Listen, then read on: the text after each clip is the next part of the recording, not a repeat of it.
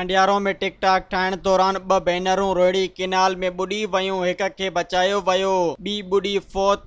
3 कलाकनि जी ॻोल्हा बाद लाश हथ, घर में कोराम। शहर जे शाह लतीफ कॉलोनी वासी इकराम कुरैशी जूं 2 न्याणियूं 18 सालनि जी राबिया ऐं 13 सालनि जी आयशा टिकटॉक ठाहिण दौरान रोहिड़ी केनाल जे कप ते बीठियूं त पेर तिरकण सबबि रोहिड़ी केनाल में किरी पियूं, जंहिं दौरान मौके ते मौजूद माण्हुनि ऐं मुकामी टोबुनि पहुची निगरी आयशा कुरैशी खे बचाए वरितो, जॾहिं त नारी राबा कुरैशी बुॾी फौत थी वई, जंहिंजो लाश 3 कलाकनि जी ॻोल्हा बाद हथ कयो वियो। ॿुधायो पियो वञे त 2 न्याणियूं रोहिड़ी केनाल वटि टिकटॉक ठाहिण लाइ बीठियूं त पेर तिरकण सबबि केनाल में बुॾी वयूं।